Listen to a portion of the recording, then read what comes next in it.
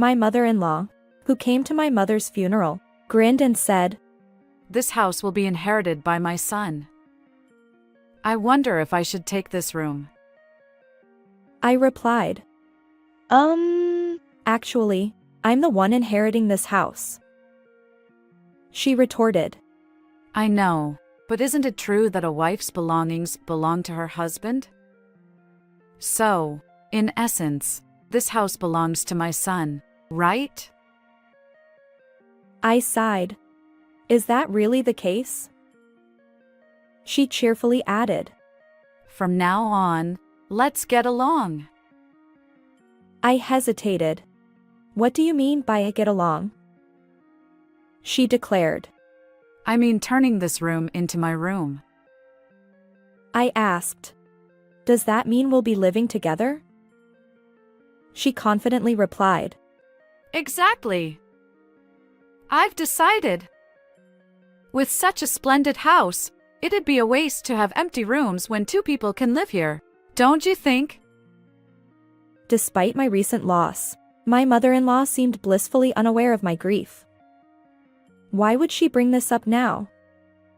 Can't she see the sadness on my face? It's no time for jokes.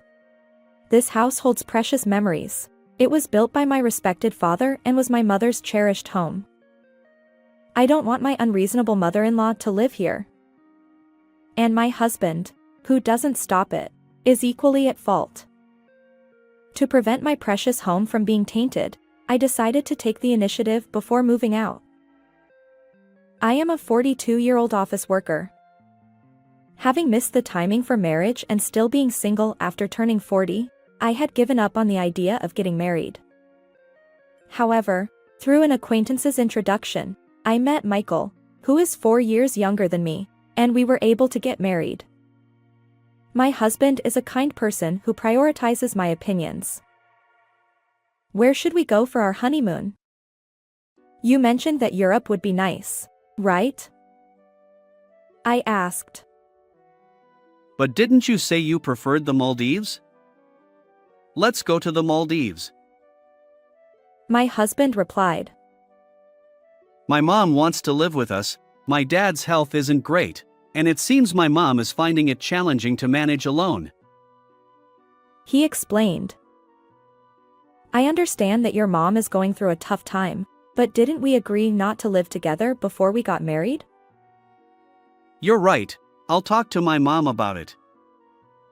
My husband always listens to my whims, and I often feel guilty about it. Meeting a good person is a joy, but there's one regret. My father passed away 3 years before I got married, so I couldn't show him my wedding and reassure him. My father was a strict executive at a small and medium enterprise, and I deeply respected him. Despite the modest size of the company, his income was decent, and our family home was sizable enough to hold a funeral. As I began working as an office employee, I gained a deeper understanding of the challenges of work, which only increased my admiration for my father. And then, 2 years after our marriage, my mother also passed away. Even Mom? My husband asked. Are you okay? Shouldn't you take a break in the back room? Funerals are generally less commonly held at home, but my mother's funeral was conducted at home. During my mother's funeral, he always looked out for me. Truly, I was fortunate to have met such a good husband. That's when my mother-in-law, Nancy, arrived. My deepest condolences. I sincerely sympathize with you. I replied. Thank you. I hadn't lived together with my mother-in-law, and our interactions had been limited, maintaining a reasonable distance. However, it was during my mother's funeral that I glimpsed her true nature. After the funeral, my mother-in-law approached me. It wasn't strange for her to come to me, but her expression was oddly gleeful. We greatly appreciate your assistance during this funeral. Thanks to you, we were able to smoothly complete the ceremony. Then she said, The funeral is over now, isn't it? Enough with the formalities. I was taken aback. Initially, I thought my mother-in-law was trying to be kind, considering my grief. But it became clear that wasn't the case. Your parents had such a splendid house. I replied. Wait a moment. She boldly walked into the depths of the house. Oh. Mom, this is inconvenient. Some areas are messy. I protested. Undeterred, she declared. Don't fuss over details. More importantly, this house will be inherited by my son. I wonder if I should take this room. I hesitated. Mom. Actually, I'm the one inheriting this house. She smirked. I know. Your parents didn't have any other children, right? And isn't a wife's belongings her husband's? So, in essence, this house belongs to my son, doesn't it? I sighed. Is that really the case? She cheerfully added. From now on, let's get along.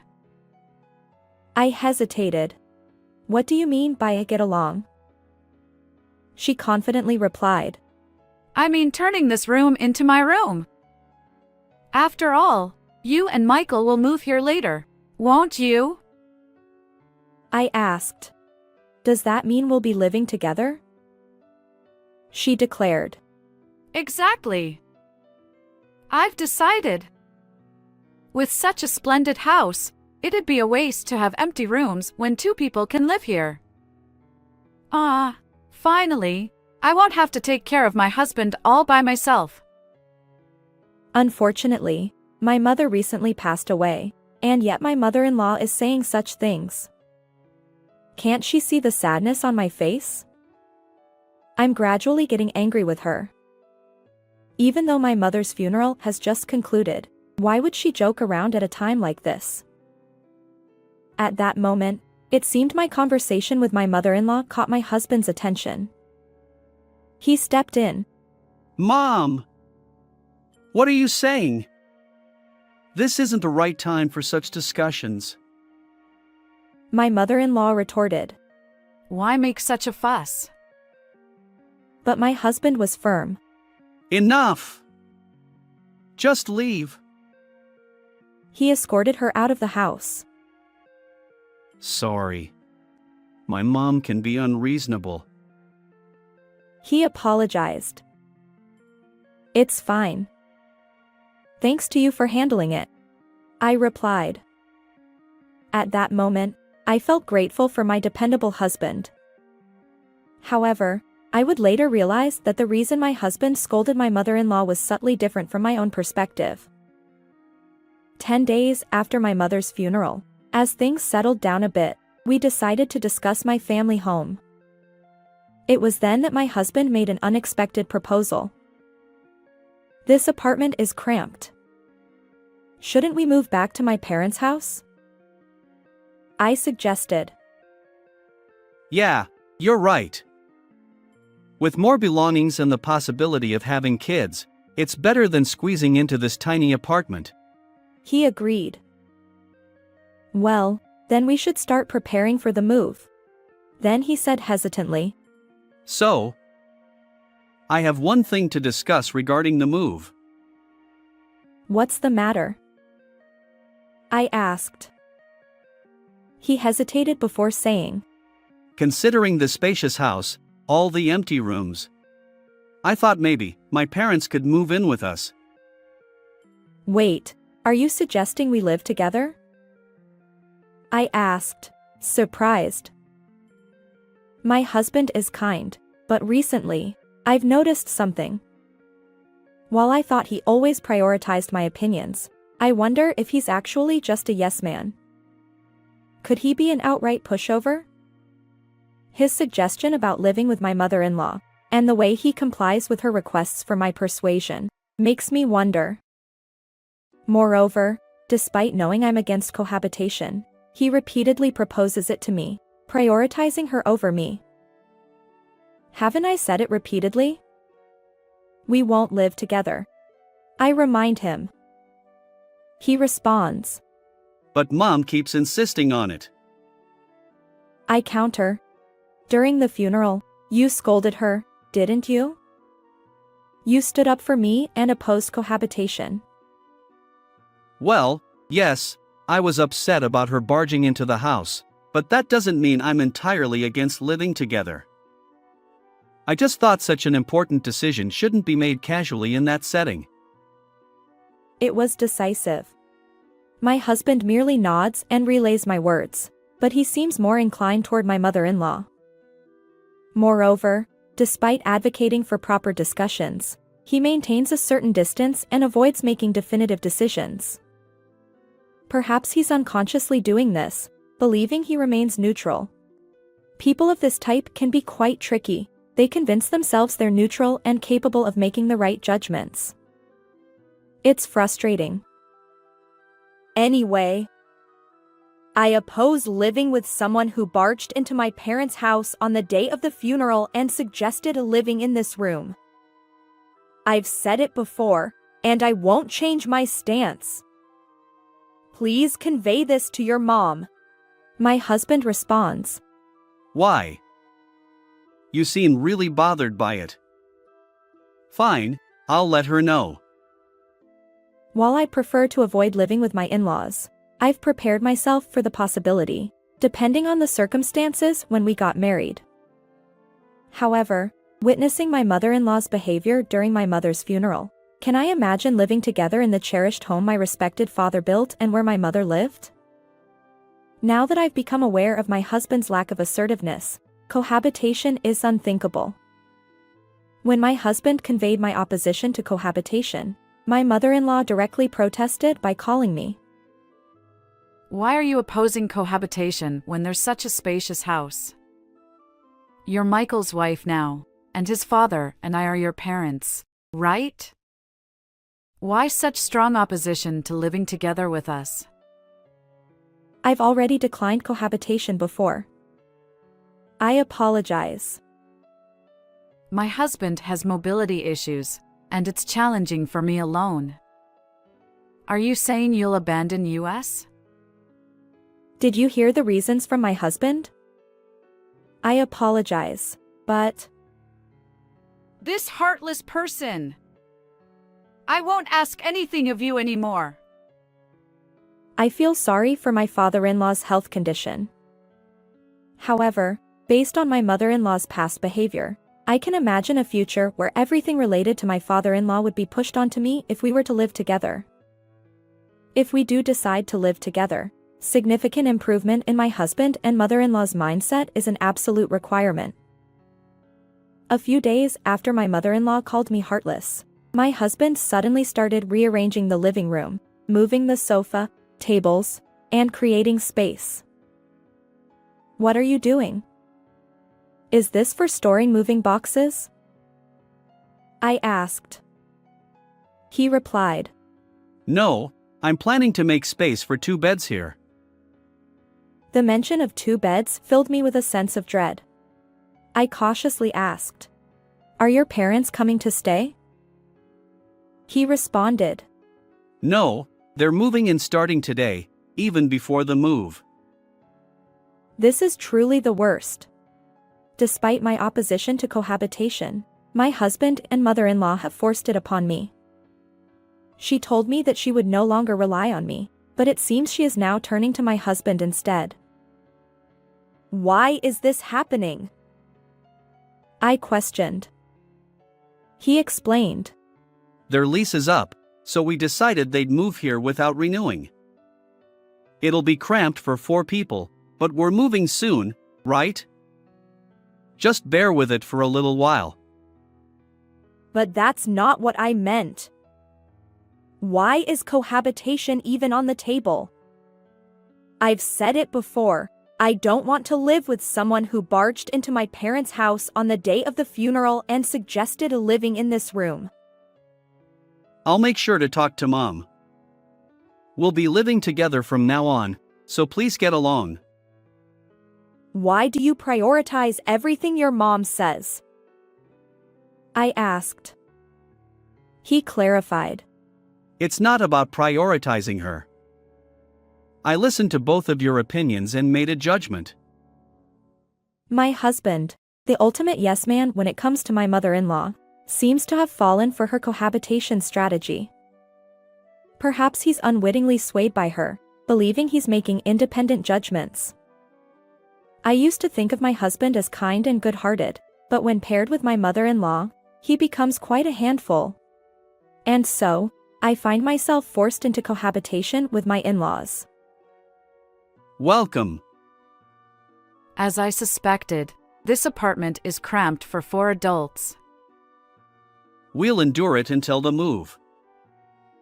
It's infuriating. She just rolled in here, and now she's complaining about the room. I apologize for suddenly adding 2 elderly people. We'll try not to inconvenience you. No, if there's any inconvenience due to your mobility issues, please let us know. My father-in-law, Tony, has mobility issues, but he seems better than expected. He experiences mild discomfort when standing up, but nothing severe. Was my mother-in-law genuinely struggling to care for him? He's polite and even offered to handle what he can on his own. Unlike my mother-in-law, my father-in-law doesn't seem problematic. Or so I thought. Is there a drugstore nearby? It seems I forgot to bring my medicated patch with me, and I'd like to buy one.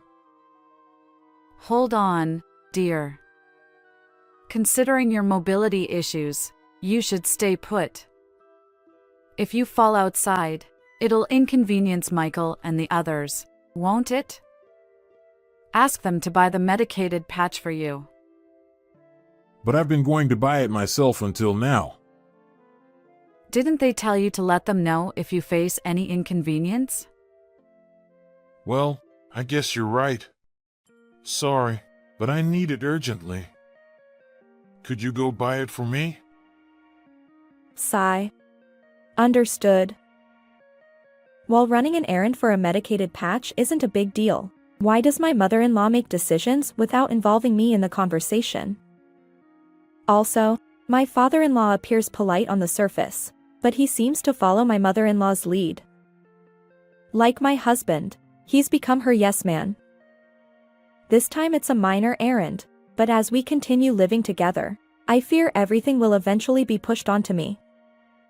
Can I allow these people to live in the cherished home my parents left behind? It's no joke. If they move in, they'll tarnish the house. I must find a way to protect my parents' home. As my mother-in-law and father-in-law prepared for their move to my parents' home, I decided to take preemptive action before their relocation. My mother-in-law was in high spirits, excited about moving to a spacious house. Hey, can you lend us the key to your parents' house? We'd like to check out our rooms. I have some errands to run, so I'll give the key to Michael. Michael, can you drop us off? Before heading home, we want to stop by the storage room where we dumped our belongings. We need to measure the furniture sizes. Got it. I'll take the key. With my mother-in-law's good mood, there were no clashes between us, and about 10 days passed uneventfully. However, behind the scenes, my preparations were progressing steadily. All right. The moving preparations are complete. Soon, life in that house will begin. Once my husband and my in-laws finished their moving preparations, it was time for me to reveal a shocking truth to the 3 of them. Everyone, I have something to discuss. My husband replied. What is it? Get to the point. My mother-in-law wondered. Is it about plans for celebrating our move?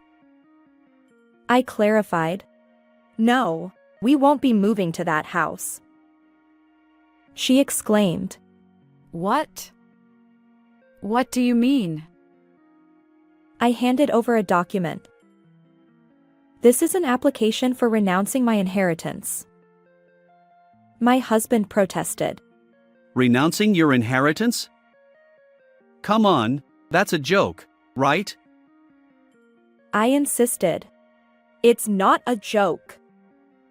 Look, there's an official court approval here. For me, that house holds immense sentimental value. I couldn't bear the thought of you living there. So, I decided to let go of the house, preserving it as a beautiful memory in my heart. My mother-in-law scolded. What madness possessed you? Even if you were letting it go, you could have sold it for money. Why abandon the house? I explained. Even if I sold it, you'd just rely on that money next. I thought it'd be clearer if I simply had nothing. She retorted. We moved out of our previous place for this move, you know? What are you doing? How will you make it up to us? I stood my ground. I've consistently opposed cohabitation. Yet, without proper discussion, you forced it upon me. So, I took a firm stance. Upon learning that I had renounced my inheritance, both my husband and mother-in-law seemed stunned, their faces drained of color. They were speechless, their strength sapped. My father-in-law looked bewildered as he observed the two of them. However, I wasn't about to let up. Michael, I continued. I've been thinking about getting a divorce. What do you think? Huh? Divorce? My husband stammered. Michael! You should divorce this ridiculous wife immediately. My mother-in-law chimed in. I had anticipated her immediate demand for divorce. What I wanted to confirm was whether my husband could make an independent decision at this critical moment. If he deferred to my mother-in-law now, it would make our future together even more challenging. Even if you're suddenly asked about divorce, it's troubling, Mom? My husband mumbled. His response was still pending, but my resolve to proceed with the divorce had solidified. My mother-in-law snapped. Fine. Divorce is the only option. My father-in-law interjected. Michael, it can't be helped. Your mom insists. My husband sighed. Well, you seem to want a divorce too, and maybe that's for the best. Even in significant decisions, my husband and father-in-law remained yes-men to my mother-in-law. And now, my husband's words made it sound as if he changed his opinion for my sake. Very well, I declared. Let's proceed with the divorce. I'll be moving out. With minimal belongings, I spent the night at a budget hotel. The next day, I had urgent matters to attend to, so I took half a day off work and headed back to the courthouse. A few days later, my mother-in-law called me. You!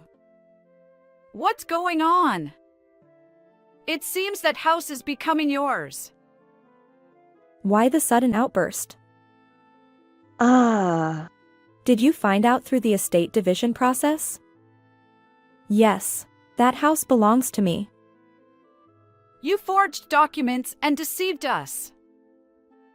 Why would I forge documents meant for court submission? Those are genuine. Then why is the house becoming yours when you were supposed to renounce the inheritance? Well, right after that, I promptly withdrew the application. You know. Renouncing an inheritance is difficult once the application is accepted. However, it takes about a month for the renunciation application to be accepted, during which time it can be withdrawn at any point. The documents I showed my in-laws were not acceptance related. They were from the application stage. I intentionally made them believe I had relinquished the house and confronted them with the prospect of divorce to gauge their reactions and decide my next steps. I didn't expect my mother-in-law's mindset to change, but I hoped my husband would reconsider and express that he didn't want a divorce. If he said he didn't want a divorce, I planned to rethink it and later explain about the house. However, So the house really becomes yours? Then, since it was acquired before the divorce, it's subject to property division, right? In such cases, you two are supposed to split the money from selling it, don't you? my mother-in-law seemed intent on taking whatever she could from me, knowing the house wouldn't be hers. But I had anticipated this. If that house were jointly acquired by us, it would indeed be considered shared property. However, that house is a unique asset acquired through inheritance, so it won't be subject to property division. Unfortunately, specific assets like this aren't eligible for division. When you heard that the house would become mine, didn't you consult with a lawyer? If Michael had paid off the house loan or covered renovation costs, those expenses might have been considered for division, but I assumed that didn't happen, right? So, what about the money that would come to Michael through property division? Well, we've only been married for a few years, so there's hardly anything substantial. Maybe just the car? Although there's still an outstanding loan on it. You're going to selfishly claim the inheritance, aren't you? Heartless. I'm protecting that house because it holds precious memories of my parents. I don't want people like you living there. If you have any further complaints, please go through a lawyer. After the call with my mother-in-law, divorce proceedings proceeded smoothly. Presumably, she urged my husband to divorce me promptly. Regardless, the divorce was finalized, and I no longer had to contend with my in-laws. I felt a sense of relief, as if I'd successfully safeguarded my father's home from harm. After I moved out, my former in-laws apparently spent some time in the apartment where my ex-husband and I used to live. The apartment wasn't very spacious, so even with one less person, it must have felt quite cramped. My former mother-in-law explored new housing options, but due to their age, my ex-husband's parents faced challenges passing rental application screenings. Consequently, my ex-husband decided to rent a smaller single-family home for them to live together. Although it's smaller, it's still a house, so the rent is likely higher than what they paid for the apartment. He'll also need to support his parents going forward. My ex-husband is probably in for a challenging life. My former mother-in-law was excited about moving into the large house my father left behind, but now she's settling for a considerably smaller home. I imagine she's quite disappointed. As for me, I've started a new life in the house my parents left behind. It feels warm, as if my parents are still there with me. How did you find this story? If you enjoyed it, consider subscribing to the channel. Until next time.